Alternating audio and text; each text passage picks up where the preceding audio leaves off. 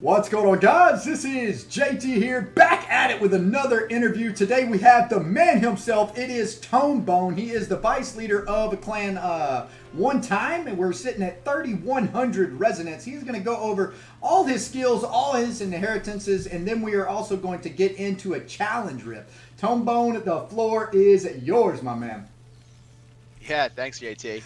Yeah, I think there's a lot of there's a lack of information out there for Wizards, and I hear a lot about people asking questions. You know, what's the build that we use or should be using?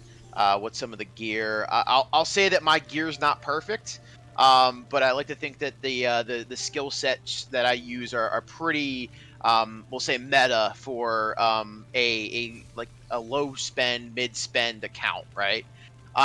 So I'll start with my skills. Um, it's kind of going to be the same essentially for PvP and for PvE. I'm a fan of Magic Missile.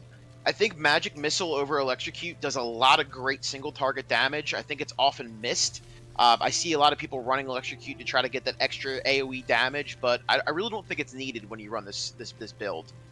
For PvP, I will run Black Hole, and I'll go over kind of my inheritance afterwards. But I do have 2 inheritance that help my Black Hole. I run Disintegrate. That's going to be your main skill, and I have 3 inheritance to help that. And then Ice Crystal. I have 1 inheritance to help that, and then I have my Teleport for my utility. So in my opinion, the 3 main ones, right? The Disintegrate, the Ice Crystal, and the Black Hole are kind of required. I think there's a little bit of an argument to be made whether Teleport or Ice Armor is better. I also do see some people running Scorch as a fourth ability. But this is just what's been my favorite. I think the Teleport gives you a lot of flexibility to get away from people, to get into fights and things like that. So I'm a big fan of using that. Sure. From a rotational standpoint for PvP, I'll typically start off. I'll drop the Ice Crystal over near where they're at. That'll ping off a quick slow on them, and that kind of will trigger that Gladiator tree if they have it. Then I'll go ahead and follow up with that Black Hole if needed, and then just go ahead and disintegrate away, man. And then once that's done, I'll pivot out and teleport away if I have to. Sure. From a PvE aspect, I think it's going to be the same thing, right?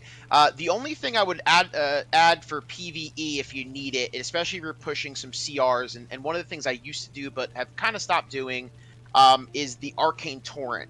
So Arcane Torrent does a ton of damage, especially if you're running the Flagrant set, I believe it's called. And so with that, you'll be able to get some really nice single target damage when your disintegrates on cooldown. And for those bosses, or even in raids, you don't really need the flexibility and the utility of the Black Hole. Sure. So did you want to go over your inheritances on each gear? That way they know like what you're using, and then also maybe your set items along with showing all your stats? Sure thing, yeah. Yeah. So my gear's not the best, but I did my best to optimize it. So I'm currently running Cowl the Abyss, and that's one of the Black Hole inheritances. So it increases the radius of my Black Hole by 20%. And I've also got Devouring Void, which is the one that gives the Black Hole the ability to move forward and pull enemies with it. Okay. I think that those 2 combined are really great for kind of capturing up, right? Like JT, you're familiar with the Whirlwind for barbs, and think of it the same way, right? Like it just pulls people where I want them to go. Heck yeah. One of the cool utilities in PvP is you can get behind people and push them toward your group too, right? So it really screws up some people's rotations. Yeah. Yep.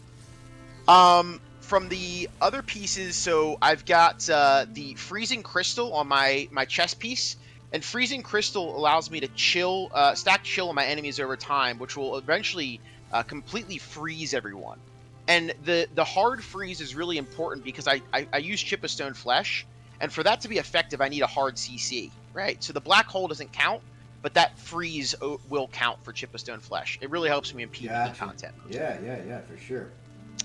And then for my final pieces, I've got my Searing Judgment, which gives Fiery Beam, which is Disintegrate. It has fire damage. I just get additional ticks over time. Chaos Nexus, which splits 3 additional beams off my Disintegrate. Nice. So again, kind of enhances that AoE damage.